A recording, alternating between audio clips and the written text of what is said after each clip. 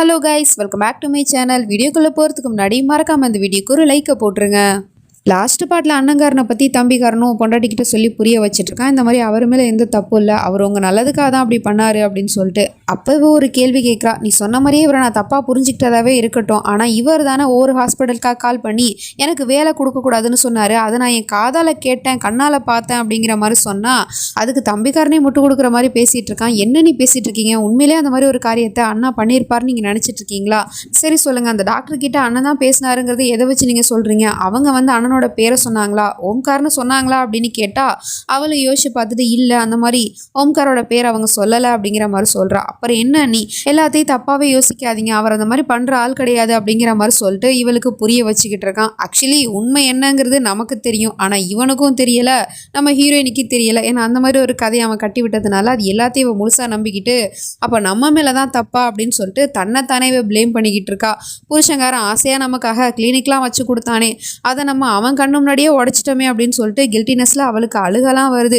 உடனே அவன்கிட்ட போயிட்டு பேசலான்னு போனா அந்த பையா திமிருத்தனமா, நான் தேவிமாவோட சிலையை செஞ்சுக்கிட்டு இருக்கேன், அதனால என்னை யாரும் டிஸ்டர்ப் பண்ணாதீங்க அப்படிங்கிற மாதிரி சொல்லிடுறான். இருந்தாலும் அவள் பேச போனா தம்பிக்காரன் தான், இல்லை நீ இப்போ நீங்கள் போய் பேசுறது சரியா இருக்காது, அண்ணனுக்கு இந்த பூஜை புனஸ்காரம் இதுலலாம் வந்து ரொம்ப நம்பிக்கை இருக்குது, அப்படி இருக்கும்போது இந்த மாதிரி நேரத்தில் போயிட்டு நீங்கள் பேச போனால் அவருக்கு ரொம்ப டிஸ்டர்ப் ஆகும், ஸோ அதனால் நாளைக்கு பேசிக்கலாம் வாங்க நீ அப்படிங்கிற மாதிரி சொல்லிட்டு அவன் இங்கேருந்து அழைச்சிட்டு போயிடுறான். அதுக்கப்புறம் இவன் சிலையை செஞ்சுட்டு இருக்கும் போது அந்த இடத்துக்கு அக்கா கறி வந்துட்டா.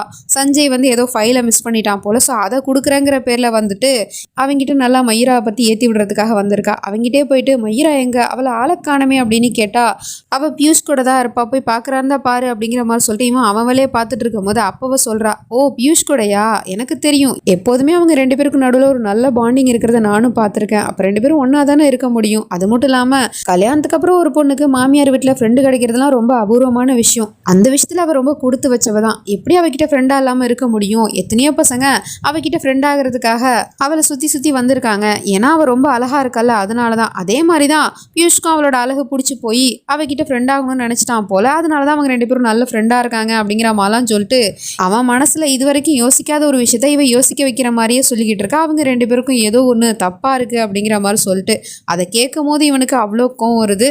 அதுக்கப்புறம் அங்கே சஞ்சயும் வந்துட்டான், அவங்ககிட்ட அந்த ஃபைலையும் கொடுத்துட்டு வந்த வேலை முடிஞ்சிருச்சு, கொளுத்தி போட்டாச்சு, இதுக்கப்புறம் தானா பற்றிக்கும் அப்படிங்கிற மாதிரி சொல்லிட்டு அங்கேருந்து கிளம்பி போயிடுறா. இப்போ கொஞ்ச நேரம் கழிச்சு அம்மா கத்திக்கிட்டு இருக்காங்க, கால் போச்சு அப்படிங்கிற மாதிரி சொல்லிட்டு வந்து பார்த்தா அவங்க கீழே விழுந்துட்டாங்க போல, கால் நல்லா சுளுக்கு பிடிச்சிக்கிச்சு, ஸோ அதனால என்னால் வலி தாங்க முடியலப்பா, காலை கூட அசைக்க முடியல அப்படிங்கிற மாதிரி கத்திக்கிட்டு இருக்காங்க. அப்புறம் பையன் தான் அழைச்சிட்டு போயிட்டு பெட்டில் படுக்க வச்சுட்டு அதுக்கப்புறம் டாக்டர்லாம் வர சொல்லி ட்ரீட்மெண்ட் பண்ணியிருப்பாங்க போல, அவங்களும் செக் பண்ணி பார்த்துட்டு இந்த மாதிரி கால் சுளுக்கு தான் பிடிச்சிருக்கு, இந்த மாதிரி நேரத்தில் ரொம்ப ஸ்ட்ரெயின் பண்ணிக்க கூடாது, கொஞ்சம் ரெஸ்ட் எடுக்கணும், அப்போ தான் அவங்க சீக்கிரமாக குணமாயிடுவாங்க, மாத்திரை மருந்தெல்லாம் நான் தரேன், அதெல்லாம் கரெக்டாக கொடுங்க அப்படிங்கிற மாதிரி சொல்லிட்டு அவங்க அங்கே இருந்து போயிடுறாங்க. அந்த அம்மாவோ புலம்பிக்கிட்டு இருக்கு, ஏன்னா நவராத்திரி ஃபங்க்ஷன் வருது இல்லையா, ஸோ அதுக்காக ரங்கோலி போடணும், இந்த மாதிரி நேரத்தில் இப்படி என் காலு போச்சு அப்படி இப்படின்னு சொல்லிட்டு பையன் தான் அதெல்லாம் நீங்கள் கவலைப்படாதீங்க, நான் ஏதாவது மேனேஜ் பண்ணுறேன் அப்படிங்கிற மாதிரி சொல்லிட்டு அம்மாவை சமாதானப்படுத்திட்டு இருக்கான். இருந்தாலும் அந்த அம்மா எப்படிப்பா நீ மேனேஜ் பண்ணுவேன், நாளைக்கு காலையில் ரங்கோலி போட்டே ஆகணும் அப்படிங்கிற மாதிரி சொல்லிக்கிட்டு இருக்கு. ஸோ இதெல்லாம் நம்ம ஹீரோயினி காதில் வாங்கிடுறா. அதனால அவன் என்ன பண்ணுறான்னா, இவங்க எல்லாரும் தூங்குற நேரமாக பார்த்து நடு ராத்திரியில் போயிட்டு நடு வீட்டில் அந்த ரங்கோலியை போட்டுக்கிட்டு இருக்கா. அப்போ கரெக்ட் டைமுக்கு அந்த இடத்துக்கு தம்பிக்காரனு வந்துட்டான். அவன் வந்து பார்க்கும்போது அன்னிக்காரி இப்படி ரங்கோலி போட்டுட்டு இருக்கிறது தெரியுது. உடனே இவனும் போயிட்டு கூட மாட ஒத்தாசை பண்ணி ஹெல்ப்லாம் பண்ணிக்கிட்டு இருக்கான். ஸோ ஒரு வழியாக ரங்கோலியுமே போட்டா. இப்போ மார்னிங் ஆகிடுச்சு. காலங்கத்தில் நம்ம ஹீரோ அவசரமாக கிளம்பி வரான் ரங்கோலி போடுறதுக்காக. அவன் வந்து பார்க்கும்போது ரொம்ப அழகாக நம்ம ஹீரோயினி ரங்கோலியை போட்டு வச்சிருக்கா. அதை பார்த்துட்டு அவனுக்கு அவ்வளோ சந்தோஷமாக இருக்குது. திரும்பி பார்த்தா இந்த பக்கம் பொண்டாட்டி வந்து நின்றுட்டுருக்கா. இது நீயா போட்ட, இவ்வளோ அழகாக இருக்கே அப்படின்னு கேட்டா, ஆமாங்க நான் தான் போட்டேன், அப்புறம் என்ன மன்னிச்சிடுங்க, இப்போ என் மேலே கோவம் இல்லையே அப்படின்னு கேட்டா, நான் ஏன் மயிரா உன் மேலே கோவப்பட போகிறேன் அப்படின்னு சொல்லிட்டு ஒரு வழியாக கோவத்தெல்லாம் மறந்து அவளையுமே ஹக் பண்ணி நின்றுட்டு இருக்கான். அப்போ பார்த்தா அம்மாவுமே வராங்க வீல் சேரில். அவங்ககிட்டயுமே அந்த கோலத்தை காமிச்சு, இங்கே பாருங்கம்மா மயிரா எவ்வளோ அழகா ரங்கோலி போட்டிருக்கா அப்படிங்கிற மாதிரி சொல்லிட்டு காமிச்சிட்டு இருக்கான். அப்புறம் அங்கே தம்பிக்காரனுமே வந்துட்டான். அவங்ககிட்டயுமே காட்டி சொல்லிக்கிட்டு இருக்கான், இங்கே பாரு என் பொண்டாட்டி எவ்வளோ அழகா ரங்கோலி போட்டிருக்கா அப்படின்னு. தெரியும்னா நான் நேற்று நைட்டே பார்த்துட்டேன் அப்படின்னு அவன் சொல்கிறான். உடனே அவன் முகம் மாறுது.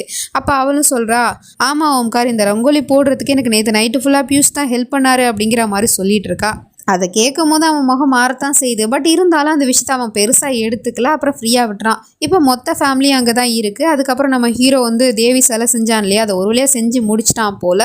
இப்போ அதை ஓப்பன் பண்ணி பார்க்குறான். பார்க்குறதுக்கு நல்லாவே வந்திருக்கு. ஸோ அதுக்கப்புறம் நம்ம ஹீரோயினி பூஜை பண்ணிக்கிட்டு இருக்கா. அவனும் ஏணி மரத்துலேருந்து கீழே இறங்க போகும்போது அவனோட பேண்ட்டில் ஒரு பீஸ் போயிட்டு அந்த ஏணியில் மாட்டிக்கிச்சு போல். ஸோ அதை வந்து எடுக்கிறதுக்கு இவன் முயற்சி பண்ணிக்கிட்டு இருக்கான். அப்படி இவன் எடுக்க போகும்போது அங்கே இருக்கிற பக்கத்தில் இருக்கிற அந்த சிலையுமே வந்து ஆடிக்கிட்டு இருக்குது. அதுக்கப்புறம் அந்த துணி எடுக்கிறங்க பேர்ல சிலையை பிடிச்சி தள்ளி விட்டுறான். ஸோ இதை கரெக்ட் டைமுக்கு நம்ம ஹீரோயினி பார்த்துட்டு அவன் இங்கிருந்து ஓடி வந்து கரெக்டான நேரத்தில் அந்த சிலையை பிடிச்சிடுறா. பட் அந்த சிலை ரொம்ப வெயிட்டாக இருக்கிறதுனால அதுக்கு மேலே அவளால் தாங்கி பிடிச்சிக்க முடியல. அவளோட கால் வேற ஸ்லிப்பாகி கரெக்டாக கீழே உள்ள போகுது. அப்பன்னு பார்த்தீங்கன்னா அதை பார்த்துட்டு மயிரா அப்படிங்கிற மாதிரி சொல்லிட்டு கத்திட்டு இருக்கான். கரெக்ட் டைமுக்கு அங்கே தம்பிக்காரன் வந்து கரெக்டாக பிடிச்சிடுறான். எதை சிலையை மட்டும் இல்லை, நம்ம ஹீரோயினோட இடுப்பையும் தான். ஸோ இதை வந்து இந்த பைய பார்த்துட்டு பயங்கர கோவம் வருது. அவன் கையை கரெக்டாக பொண்டாட்டியோட இடுப்பில் தான் வச்சுருக்கான். அதை பார்க்கும்போது இவனுக்கு திரும்ப திரும்ப மைண்டில் அக்காக்காரி சொன்னது தான் ஞாபகத்துக்கு வந்துட்டு போகுது.